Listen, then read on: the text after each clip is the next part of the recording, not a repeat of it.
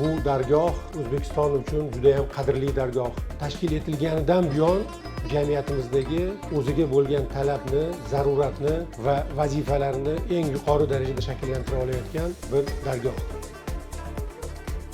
Hurmatli vatandoshlar, Konstitutsiya kunini katta bayram bo'lishi uchun erishishimiz kerak. Bu maqsad har birimizni o'zimizni istagimiz va intilishimiz bilan bog'liq bo'ladi. Agar har birimiz o'z huquq va majburiyatlarimizni anglasak, har doim kutubxonamizda birinchi qatorlarida konstitutsiya bo'lsa va u konstitutsiyani hurmat qilgan holda amal qilishga erisha olsak, o'zimizning atrofimizdagi odamlarga uni anglata olsak, ana o'sha jamiyatda demak ham huquqiy tafakkur, ham vatanparvarlikning haqiqiy inikosi ko'ringan bo'ladi va bunday jamiyat albatta mustahkam va qudratli davlat bo'ladi, jamiyat bo'ladi.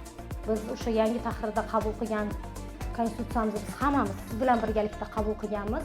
Har bitta moddasida O'zbekistonda yashayotgan har bitta fuqaroni ichidagi dardi, xavotiri va orzu-umidlari aks ettirilgan. Shu ko'z bilan qarashimiz kerak. Qachon shu ko'z bilan qarasak, shunaqa oson o'qiladi, shunaqa oson tushunish uni.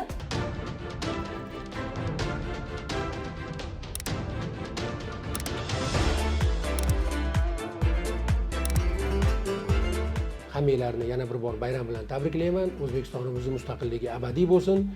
O'zbek xalqi doimo baxtli va farovon, boshini tik, qaddini tik tutgan holda qiyomatgacha mavjud bo'lsin.